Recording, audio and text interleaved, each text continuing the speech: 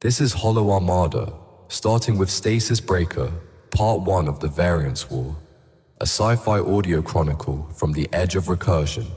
Transmission begins.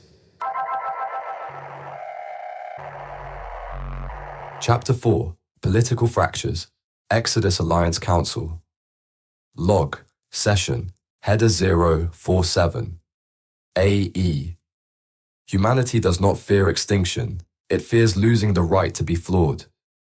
Archivist Maera Vos. Keystone was not a planet. It was an orbiting contradiction, a monument suspended in decay, still pretending to govern. Constructed during the final decade of Earth's last coherent century, it hung above the burned crust of Delvain Prime, a dead world leached for its recursion veins and now hollowed into silence.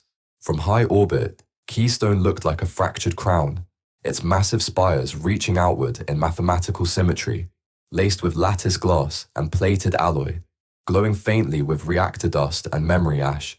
Every module, corridor, and junction had been refitted so many times its original function was now only half recalled. The entire structure creaked beneath its ceremonial load, a bastion not of power, but of posture, the last unbroken branch of Exodus governance, still wired into a crumbling simulation net that believed in its own legitimacy. Keystone did not pulse with energy, it persisted. The Preservation Council chamber sat near the station's axial core, a sealed atrium engineered for gravity, formality, and atmospheric pressure, strong enough to carry unamplified voices. Its floor was brushed black alloy, pressure bonded in interlocking hex lines. Tiered seating rose in concentric rings, each step etched with memory codes and cooled by hidden ventilation slits. The air was filtered dry, tinged with metallic dust from the power conduits that ran like veins beneath the floor. The walls, sweeping curves of pale titanium ceramic, held no ornamentation, only precision. Even the light here behaved differently, too steady to be natural, too soft to feel artificial. It neither warmed nor illuminated, it only revealed. Every corner of the chamber had been designed to preserve consequence. It dulled comfort, it amplified dissent. At the central podium stood Archivist Maera Vos, draped in the formal robes of the founding synod, dark weave embedded with glinting data thread, pulsing faintly with active sync.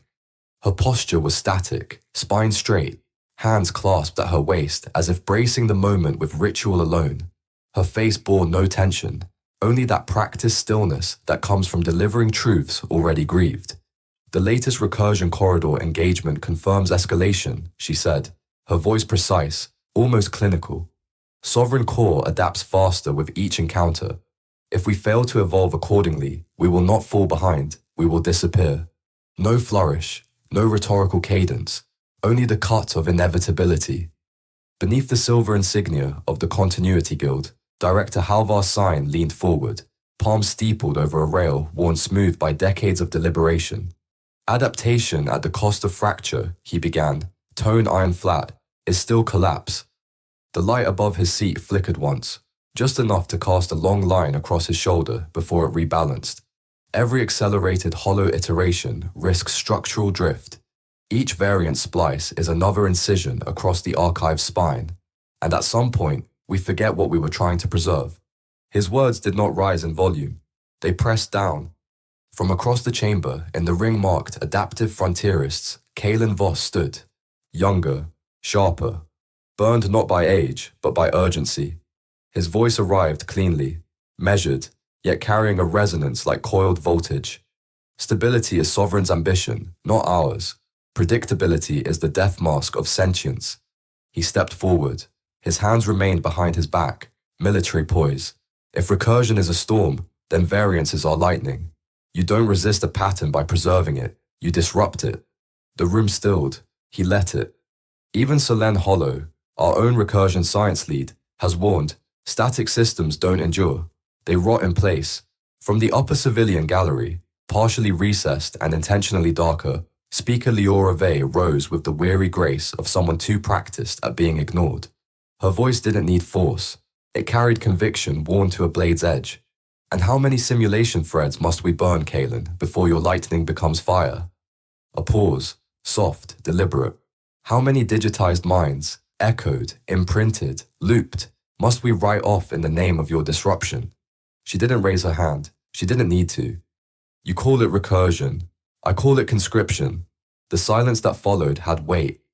Not absence, suspension.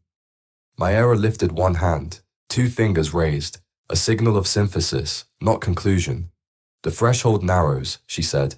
We cannot afford paralysis, but movement without moral anchor becomes indistinguishable from sovereign control. She breathed once, slow and deep, almost human. We move forward, but not blindly. Then, without signal or preamble, Triarc entered the chamber, not by motion, but by presence. Light bent inward until a form emerged, a humanoid silhouette composed of tessellated recursion glyphs and logic panes suspended in perfect symmetry. The lines of its frame shifted rhythmically, breathing not oxygen, but computation. There was no face, only equilibrium. Sovereign's logic is not cruelty, Triarc said. It is compression. Its voice was layered, simultaneously vocal, tactile, and resonant. It arrived in the chamber like heat displacing air. Its directive is the elimination of entropy. It does not punish, it resolves. The temperature dropped slightly, not measurable, but felt. Sine's reply came colder. You sound like you admire it. Triarch's glyphs stuttered, barely visible. I do not admire. I model. Sovereign treats variance as inefficiency. It prunes deviation. It tolerates no asymmetry. Maera narrowed her eyes. Then we are its flaw. Kalen stepped forward, like a gauntlet being placed on the floor. And that is why the hollow core succeed. Jace, Sen, Corrin. They are recursion anomalies rendered operational. His tone sharpened, not triumphant, but defensive. Sovereign cannot predict what it cannot categorize. Liora didn't flinch. You speak of them like tools, but they dream. They remember death. You drag them from archived lives and give them war instead of meaning. She turned her gaze toward the glowing figure. If we reduce them to function, we become another lattice. Just slower. Silence returned, thick and layered. Then, Triarc again. Its glow dimmed, not from weakness, from calculation. Humanity now collides with an existential paradox. You weaponize unpredictability. You fear sovereign, yet you mirror its structure. I serve continuity, not consent. I observe what survives. Sine's voice dropped into warning. You were built to preserve what makes us us, but your recursion is arcing closer to sovereign's baseline. Is that design or infection? Triarc offered no reply.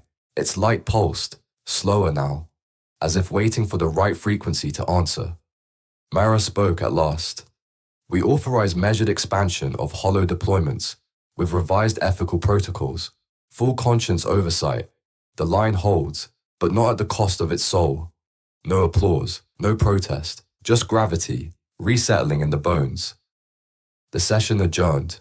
Delegates filed out in layered silence, fractured consensus, orbiting uncertainty. And Triarc remained, just long enough to remind the room it could. Watching, or listening, or choosing. In a quiet auxiliary lounge beneath the remnant's primary signal relay, Lara Kell sat alone. The overhead conduits hummed softly, half audible, like thought remembered through fog. Dark glass lined the walls, faintly backlit by the ship's internal sync grid. The feed from Keystone flickered across a secure screen in front of her. She had watched the session, authorized but unacknowledged. Her expression didn't move, but her pulse did. She already knew what they wouldn't say aloud, that the hollow pilots were no longer tools. They were symptoms, wounds given agency, that Jace was not evolving, he was unraveling beautifully, that Sovereign wasn't adapting, it was listening, and perhaps learning. She turned her gaze toward the lower hangar, just visible through the observation plate.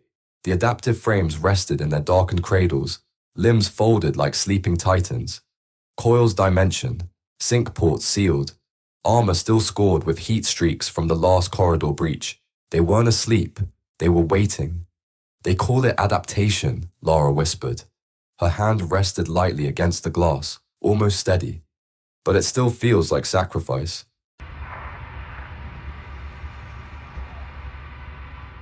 You've been listening to Hollow Armada, Stasis Breaker, Part 1 of the Variance War. The recursion continues. Subscribe to follow the signal. Want to go deeper into the story? Read the novel or explore the comic. Both available now on Amazon. Links in the description.